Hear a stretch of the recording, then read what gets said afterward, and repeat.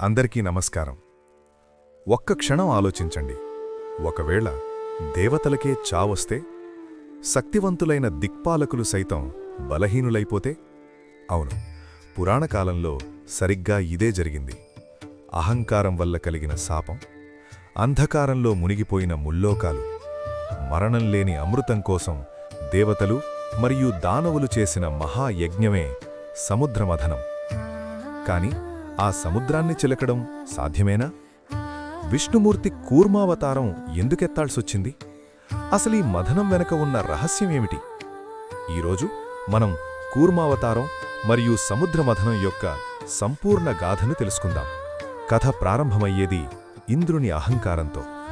ఒకనాడు దుర్వాస మహర్షి ఐరావతంపై వెళ్తున్న ఇంద్రుడికి ఒక దివ్యమైన మాలను ప్రసాదిస్తారు. కాని గర్వంతో ఉన్న ఇంద్రుడు ఆ మాలను ఏనుగు తుండంపై వేస్తాడు. ఆ ఏనుగు దాన్ని కింద పడేసి తొక్కుతుంది.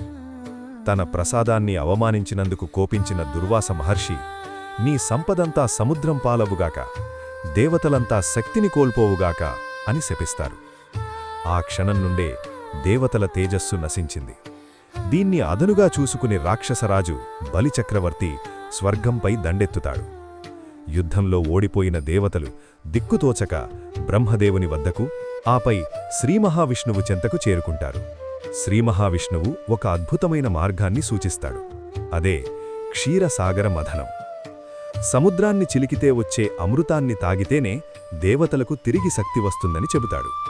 కాని అంతటి మహాసముద్రాన్ని చిలకడం దేవతల వల్ల మాత్రమే సాధ్యం కాదు.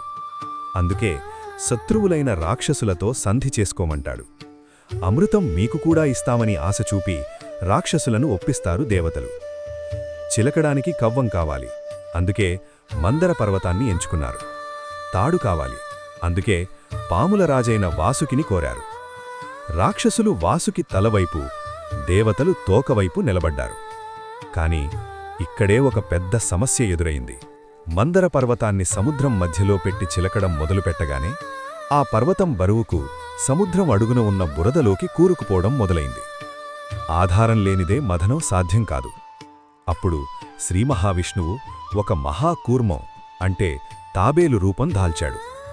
లక్షల యోజనాల వెడల్పున్న ఆ తాబేలు వీపుపై మందర పర్వతాన్ని మోశాడు. ఒకవైపు పర్వతం తిరుగుతున్నా విష్ణువు దాని భారాన్ని నవ్వుతూ భరించాడు. అందుకే అంటారు, సంకల్పం గొప్పదైతే ఆ దైవమే మనకు వెన్నెముకగా నిలుస్తాడని. కూర్మావతారం లేకపోతే సముద్రమథనమే లేదు, అమృతమే లేదు. మథనం మొదలైంది. వాసుకి నోటి నుండి వెలువడిన విషపూరితమైన శ్వాసలకు రాక్షసులు ఉక్కిలిబిక్కిరవుతున్నారు. అదే సమయంలో సముద్రం నుండి భయంకరమైన హాలాహలం అనే విషం పుట్టింది. అది లోకాలను దహించివేస్తుంటే అందరూ పరమశివుణ్ణి ప్రార్థించారు. లోకరక్షణ కోసం ఆ గరళాన్ని శివుడు తాగి తన కంఠంలోనే బంధించి నీలకంఠుడయ్యాడు. విషం పోయాక సముద్రం నుండి ఒక్కొక్కటిగా అద్భుతాలు రావడం మొదలయ్యాయి. కామధేనువు, కోరిన కోర్కెలు తీర్చే ఆవు; ఉచ్చైస్రవం, తెల్లని గుర్రం; ఐరావతం, తెల్లని ఏనుగు; కౌస్తుభమణి, విష్ణువు అలంకరించుకున్న రత్నం; కల్పవృక్షం, అడిగిందిచ్చే చెట్టు; మహాలక్ష్మి, ఐశ్వర్యదేవతగా అవతరించి విష్ణువును వరించింది. చివరగా ఆయుర్వేద అధిపతి ధన్వంతరి చేతిలో అమృత కలశంతో ప్రత్యక్షమయ్యాడు. అమృతం రాగానే రాక్షసులు దాన్ని లాక్కెళ్లారు. అప్పుడు విష్ణువు మోహిని అవతారమెత్తి తన అందంతో రాక్షసులను మైమరప్పించి అమృతాన్ని దేవతలకు మాత్రమే అందేలా చేశాడు. రాహువు కేతువులు మారువేషంలో వచ్చి అమృతం తాగినా విష్ణువు వారిని శిక్షించాడు. అలా దేవతలు అమరత్వాన్ని పొందారు. నీతి: సముద్రమథనం మన జీవితానికి ఒక సంకేతం. మన మనస్సు సముద్రం, మందర పర్వతం మన ఏకాగ్రత, వాసుకి మన ఇంద్రియాలు.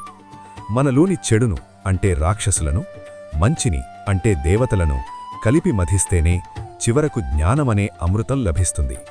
ఆ ప్రయత్నంలో దైవం మనకు కూర్మంలా అండగా ఉంటాడు. ఓం నమో నారాయణాయ. ఈ కథ మీకు నచ్చినట్లయితే వీడియోను లైక్ చేయండి మరియు మరిన్ని ఆధ్యాత్మిక రహస్యాల కోసం మా ఛానల్కు సబ్స్క్రైబ్ చేసుకోండి.